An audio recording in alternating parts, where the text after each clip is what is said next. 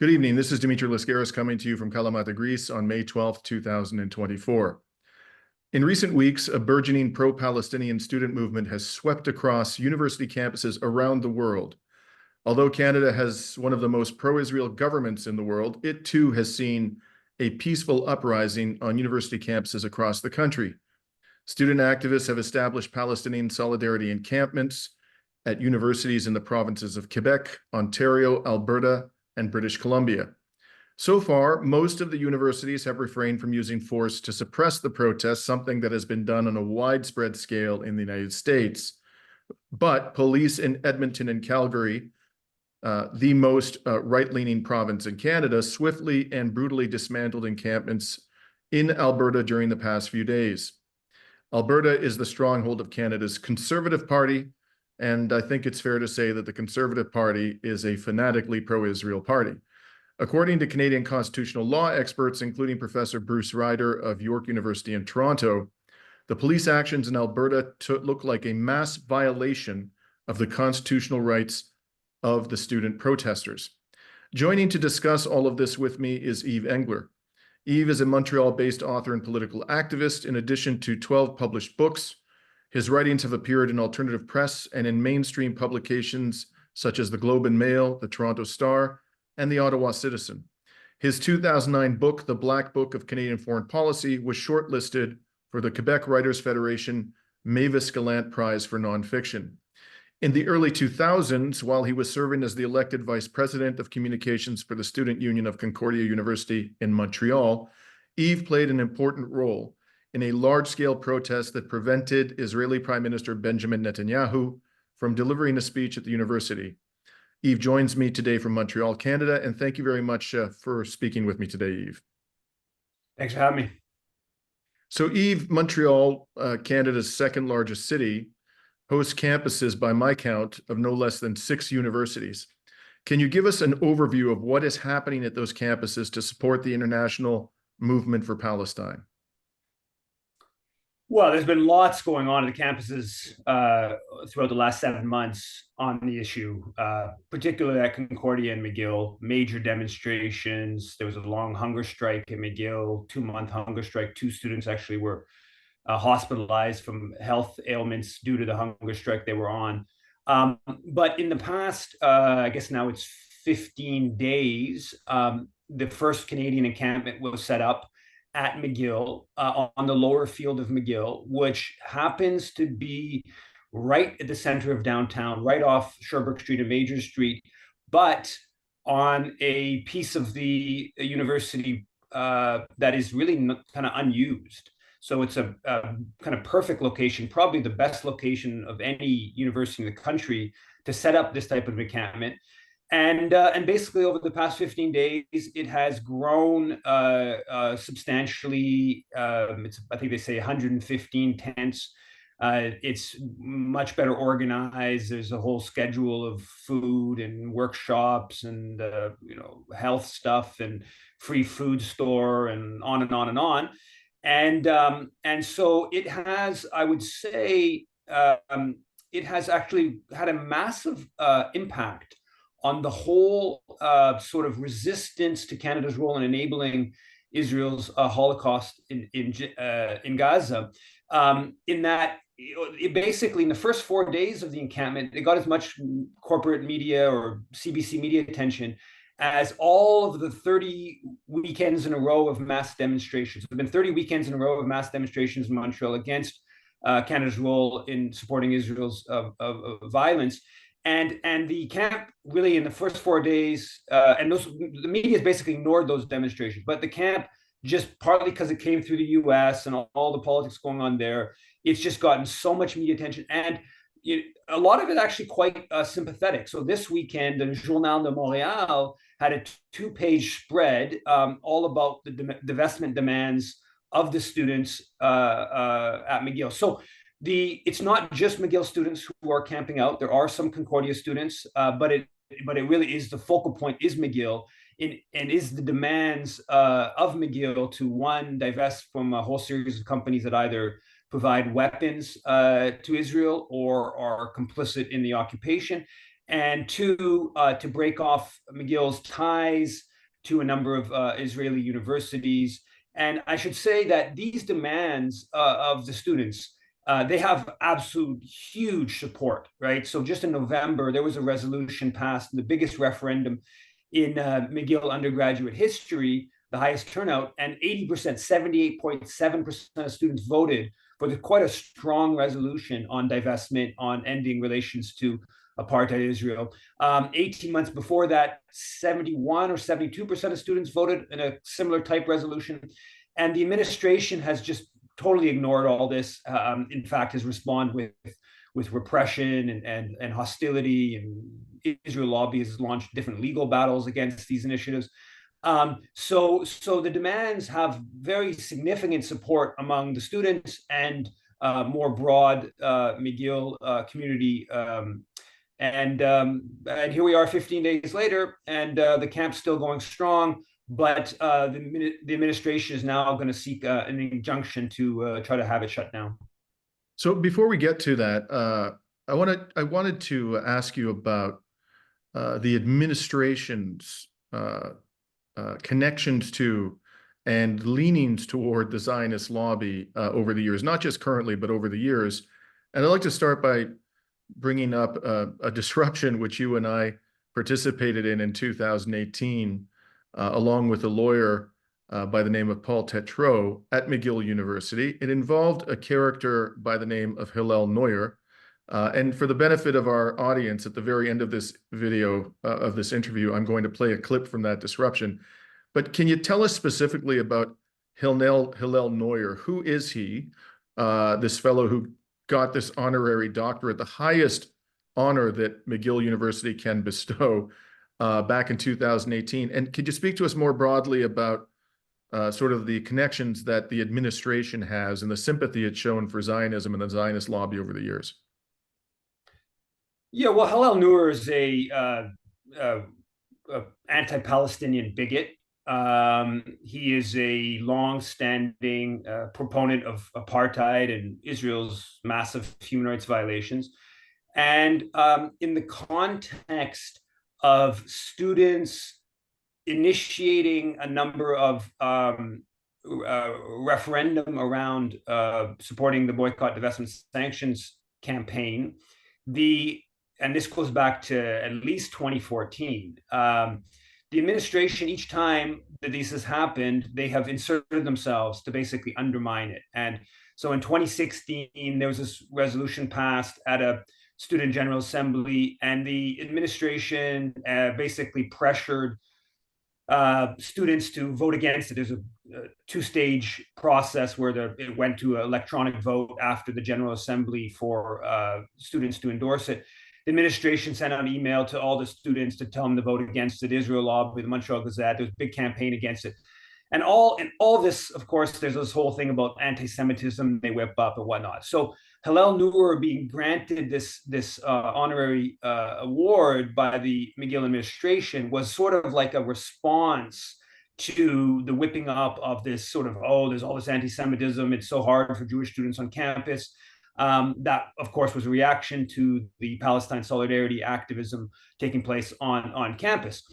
And it's just one indication of how the McGill administration has just been totally deferential towards the anti-Palestinian voices in principally in Montreal, but more broadly to some extent, that have come out every time students try to express solidarity with Palestinians. And so they've gone so far as threatening the SSMU, the Student Society of McGill University, the student union body that is, formally accredited by Quebec law and is representative of all undergraduates.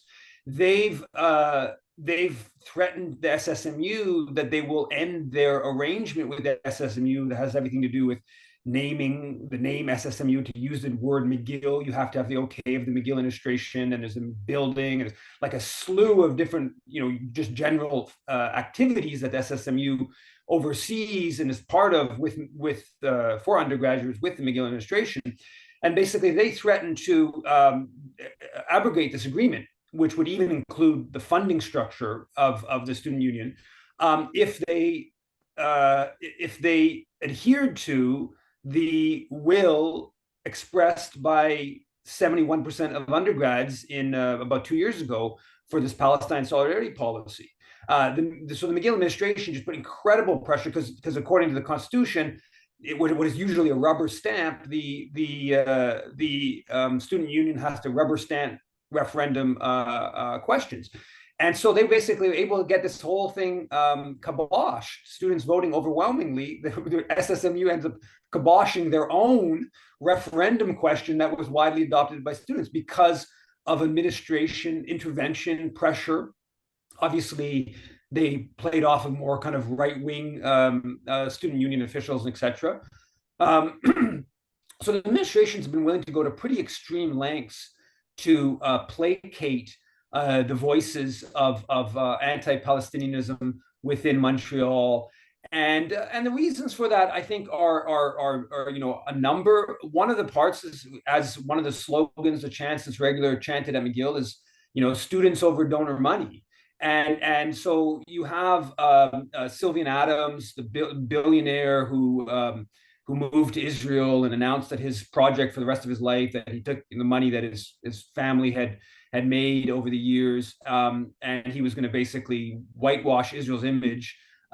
This is about 7 or 8 years ago. He did that, and he's been spending like hundreds of millions of dollars to bring like big sporting events to Israel, Argentina's football team, on and on and on. Well, a year and a half ago, he gave $29 million for the Sylvian Adams Sports Science Institute, which has an explicit component.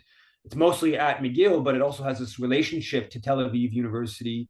Charles Bronfman recently gave $5 million for this big speaker series at the institute that he basically funded to set up 20 or 30 years ago, the McGill Institute for the Study of Canada.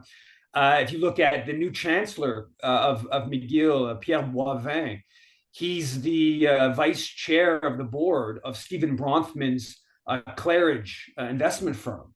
So the new chancellor at McGill is Stephen Bronfman's a known Israel lobby figure. The Bronfman family has been, going back to the Nakba, they were sending weapons from Canada to ethnically cleanse Palestinians. So the administration's caught between the students who are strongly pro-Palestinian, have expressed that now quite clearly, and the donors to the university who are very anti-Palestinian, who are demanding that the administration clamp down on student activism, on obviously on this encampment, and they've been ratcheting that pressure up. And just one thing I want to add before I move on to the next issue I wanted to discuss with you, even that is Hillel Neuer, for the benefit of our audience, is also the executive director of an organization called UN Watch, which I believe is based in Geneva, and its singular purpose is to vilify the United Nations every and any time it does anything that is remotely pro-Palestinian, despite the fact that the United Nations over decades has, I think it's fair to say, failed miserably to protect the rights of the Palestinian people, despite all of its pro-Palestinian rhetoric. In any case, with that, I'd like to move to the legal sphere, Yves. So you mentioned there's an injunction. Before we talk about the McGill injunction, there was an injunction application brought before McGill decided to go to the courts by 2 students at McGill. I think it's fair to say they are very pro-Israel in their orientation. And they, as I understand it, were seeking a court order barring protests within 100 meters of campus facilities. And you were at the courthouse that day. You had an interesting interaction or two with the lawyer for these 2 students. Could you tell us about, just summarize for us, what was your interaction about? What happened in the courtroom, and what was the ultimate outcome of that injunction application? Yeah, the injunction application was pretty remarkable because it was 100 meters from 154 different McGill buildings. And anyone who knows McGill knows that makes up a big chunk of downtown Montreal. So he was basically trying to outlaw protests in a pretty big swath of downtown Montreal on the grounds of some sort of vague claims that students felt uncomfortable at going to school or whatever. Fortunately, that was rejected. The judge threw that out. And that has actually really served the encampment quite well, both because it generated a bunch of media attention and there was tons of focus on the court case and the injunction. And two, because it's now granted sort of greater legal, maybe, but certainly political legitimacy to the encampment. And so the lawyer, this isn't two students, let's be really clear. This is a lawyer that is a really fanatic pro-Israel lawyer, Neil Oberman, who instigated this whole process, and he obviously got students to officially, make the presentation that was coming from them. But so Oberman he's launched a suit against the mayor of Montreal because people were questioning the mayor of Hampstead, who said he was okay with killing 100,000 Palestinian children. We should say his name. His name is Jeremy Levy. And Jeremy Levy, yeah. And if you look on Twitter, you can find a video that Yves took in which Levy says essentially that there's really no limit, as I recall. He said, there's really no limit to the number of Palestinian children that I would regard. There's no number that I would regard as too much in terms of dead Palestinian children. The most remarkable thing. Anyways, Yves, please continue. Yeah, and so the people in reaction to that video went to city council meeting to question the Hampstead mayor about this, and the claim is that the pro-Israel people are saying the questions were out of line because it didn't do with the matter at hand. And so he sued the mayor of Montreal for not having clamped down on these people asking questions of the mayor of Hampstead about how many Palestinian children he'd be willing to accept killing. Same thing, he sued Concordia. He launched two of these suits after this. The Montreal Community Center hosted these 3 IDF soldiers after Concordia refused to hold the event. And then the next day, the synagogue held this real estate affair to sell property from Israel, including occupied West Bank. He got this court injunction blocking these protests at these 2 institutions. And then he was able to get that extended to 24 other institutions for 6 months. So this is a lawyer, and he's really, if you read him, he's boasting. He calls himself a wolf, Zionist wolf lawyer, pursuing all these injunctions. And so basically, he overplayed his hand. He had gotten really bold, and he decided to give this go at this injunction at McGill. And the effect of it was actually to whip back against the pro-genocide forces and give legitimacy to the encampment. Now, before the court hearing, I went up to him and I was going to ask him about his opinion about 14,000 Palestinian children killed. And I walked up to him and videoed it, and I asked him this question, and I said, Mr. Oberman, and he's like, no, that's not me. He's over there. And I never met him in person, so I didn't really recognize him. I thought I recognized him. And he's a jerk right away. And then I asked the question, and he immediately runs off and gets security to attack me, to come over. What was your question, Yves, that you asked him again? Well, I'm just going to ask him, how do you feel about the 14,000 Palestinian children killed? And he immediately went to get security. Anyways, but an hour later, so many people showed up to counter, to basically express, go to the courthouse to oppose this injunction effort. They had to change the room multiple times. And about an hour later, I hadn't had any interaction with him. In the courthouse, he looks over at me and says, "Are you going to behave?" and starts pointing at me. And then a couple minutes later, starts staring at me, and I stare back at him and kind of mouth, "You're a genocide promoter," and he yells, calling on the security in the courthouse that I'm trying to intimidate him as the counsel. And this all I thought was to kick me out of the room, which they don't do. I thought all this was all totally ridiculous and kind of hilarious. But then he actually then goes to the Montreal Gazette, and it appears, this story appears in Montreal Gazette, and he says, "Oh, I'm not trying to make this about myself, but this is an indication of the intimidation that students at McGill are feeling. This intimidation that he'd been feeling." And literally, all it started with was just a simple question of like, "What's your opinion of the 14,000 Palestinian children killed?" You can listen to the video; it's in very soft voice. And then he's the one who instigates all the other kind of aggressive behavior. But it's just a sort of microcosm of this emboldened victimhood that these people who are supporting, mass slaughter in Gaza are, framing themselves as the victims of this situation. And that extends to, from McGill to Concordia to the mayoral council to et cetera, et cetera. Yeah, and so this fellow, well, I just want to say that this interaction you've had with him, I should point out, is available again on Yves' Twitter feed. So that's at Engler Yves.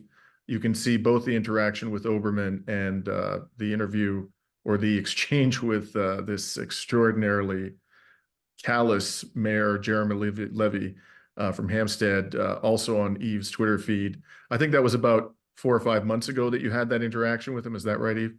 So in any case, you mentioned earlier that now the university administration, despite the loss that Oberman and his client sustained in court, is seeking an injunction. And I should also add, the next day after the injunction application was dismissed, the Premier of Quebec, François Legault, publicly stated, despite the decision, that the police should move in.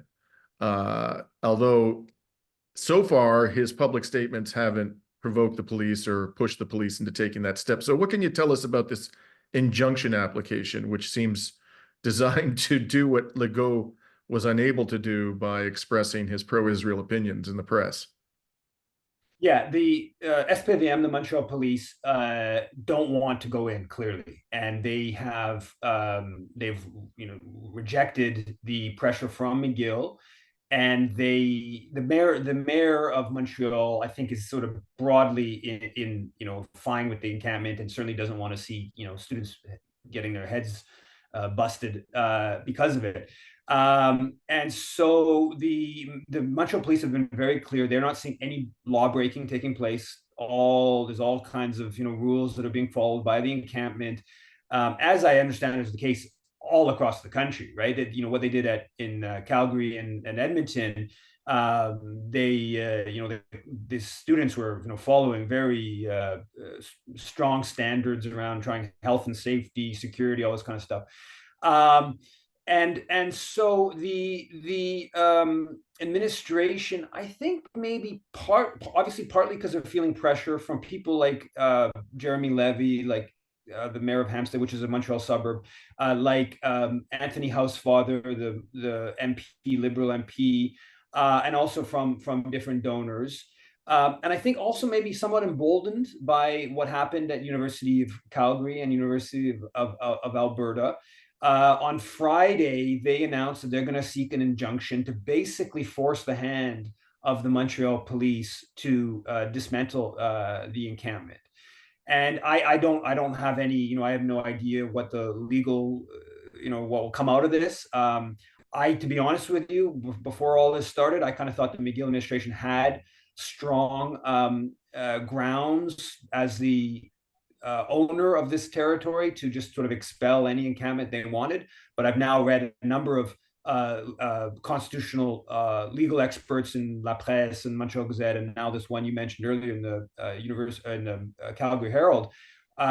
They've all kind of said, in fact, no, it's kind of complicated. The specific around McGill, that the area is actually essentially a public park, even though McGill technically owns it. Though there's a whole the First Nations, the Ganawagi Council, there's a whole question of whether the McGill really should own this land or this was stolen land. But so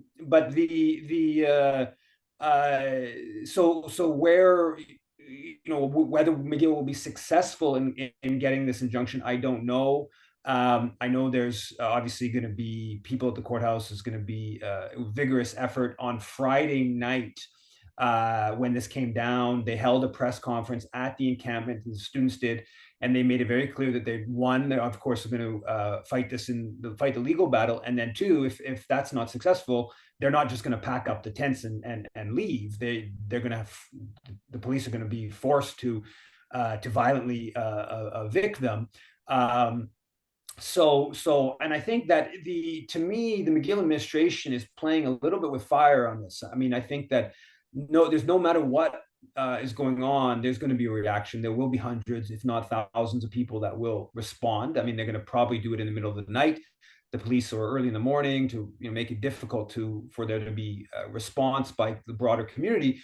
But if Israel is going in crazily into Rafah, like it looks like they may be doing, and if they're doing what they had been doing previously, of killing hundreds a day and stuff like that, for the McGill administration to try to dismantle this encampment amidst just like an uptick of already, of course, 7 months of horrors, but maybe even a new level of violence and horrors. I think the McGill administration could very well find itself in a historically damaging moment by doing that. I mean, I can totally see a situation where you bust up this camp, and the next day there's 10,000 people that march on the university, and quite frankly, that other things could spiral out of control. But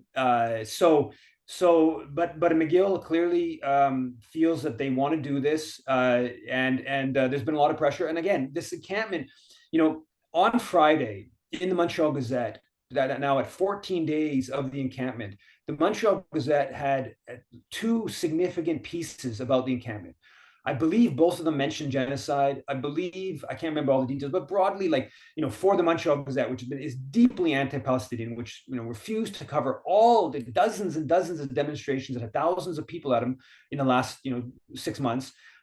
These are pretty sympathetic articles where we're talking about genocide, where we're talking about companies that are complicit. We're framing this as these protests as similar to the anti-Vietnam or anti-South African apartheid. Framing the in a very sort of positive kind of a historic light, and I can understand why they would want to shut it down.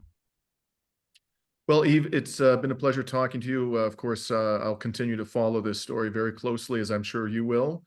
As I mentioned during the course of our discussion, I'm now going to play a clip after signing off from my and Yves and Paul Tétrault's disruption of Hillel Neuer on the campus of McGill University in 2018 when he was given an honorary doctorate. If I'm not mistaken, Yves, that the site of that ceremony that we disrupted was approximately where this encampment is now situated. Isn't that right? It is right. Yeah. Yeah. Okay. Thanks again very much. It's been a pleasure talking to you, and I look forward to our next conversation. Thanks. And this is Dimitri Lascaris from Kalamata, Greece on May 12, 2020. On your future path. This morning, I would like to share with you what McGill has meant to me and my work in human rights, and to tell you about brave individuals on the front lines of this struggle. Let me begin by saying how profoundly grateful and touched I am. It's like I'm back at the United Nations.